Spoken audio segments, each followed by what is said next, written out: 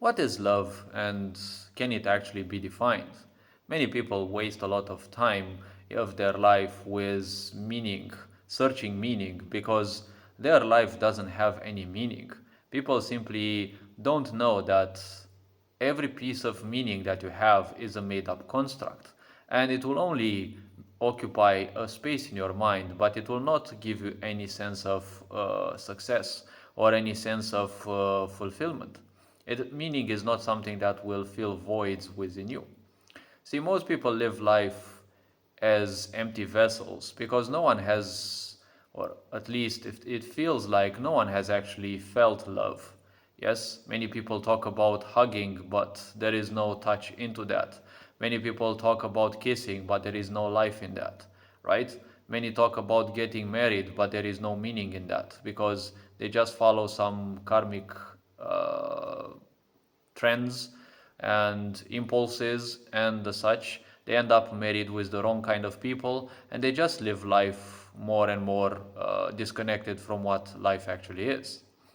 See, love is something that you either are or you are not. It is not an emotion.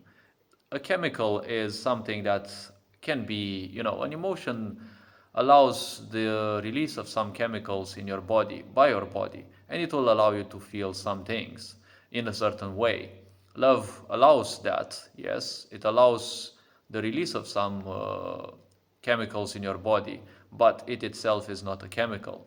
Love is the realization that everything is united. Because in ignorance, the more people dive into the layers of ignorance, the more they have this feeling that everything is separate, that everything functions on its own and there is literally no link in between. And this is only because they themselves feel that they have no link with other humans.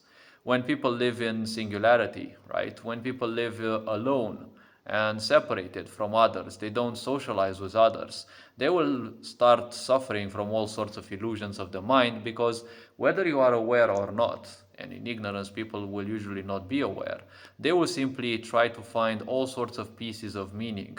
And if there is no meaning, they will invent it, right? This can easily spiral out of hand because the mind can be used to invent all sorts of things, and it has one superpower. Everything you create out of it, especially if you're desperate, it can easily become indistinguishable from reality. Because in the end, people don't necessarily seek meaning, they seek to please certain obsessions within them. When people suffer from loneliness, well, they get used to the idea of pain. They don't make use of the mind to run away from the pain. Yes, that is what the mind would try. That is what psychology tells you. Internal research has told me, well, judging and observing my own system, it's told me that the point is people simply overthink because they like pain.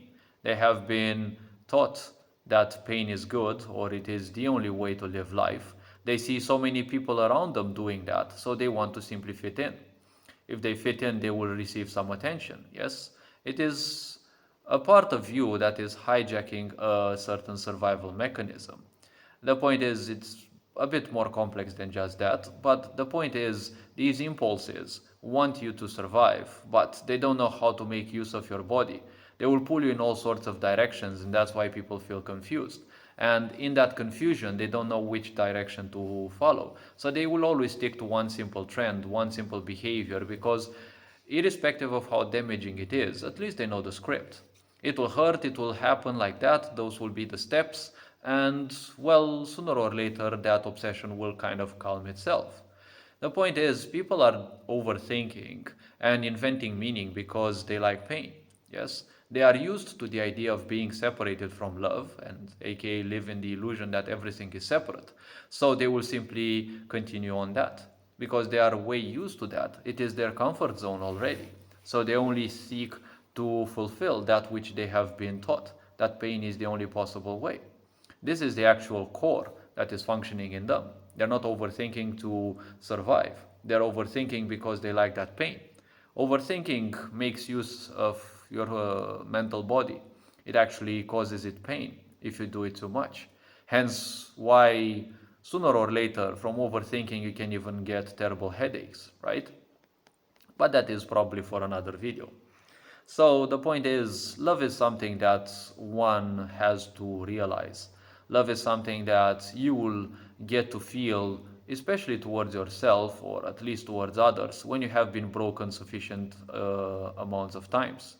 Not everyone will realize love in probably their current lifetime, but the point is, each and every spiritual progress will simply be carried on through the other lifetimes because, well, life is far more complex than just this physical body that you bear.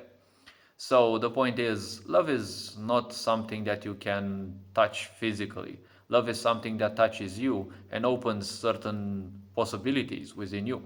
It allows to simply feel life from a much broader, much greater perception. Yes, much better perspective as well. It is something that once you truly feel, it is something that feels like it's reworked your entire DNA. You feel alive yet again. People simply feel dead inside because there is literally no emotion in their life. There is nothing to trigger them any emotion because of them having convinced themselves that the miserable way of everyone around is the only possible way. Love can be perceived through own suffering. If you suffer enough and it breaks you enough, you will start inevitably to follow the path that will lead you towards love. Or in some very rarer cases, in case you have met someone who has such a higher vibration compared to you, someone whom just because you talk to them, they simply make you feel alive. These cases are extremely rare, and well, such people have a far broader uh, impact on you than just to make you feel good. Such people, the longer you spend time around them, will simply make you go woo woo because their simple presence can actually shake some of your illusions. They may actually break some of your illusions. So in this case, well, such people may not always be a good thing. But I know that as a highly sensitive person, people have told me that I kind of do that without even wanting. But the point is, such people will always place some seeds within your being. And those seeds, once you feel ready, they will start blooming and they will aid you and somewhat even hasten your realization of what love is, of the interconnection of life, and everything like that. Yes? This can also, go beyond the grave. Yes, those seeds will remain within your being, not in the physical body. Yes, those experiences you have met.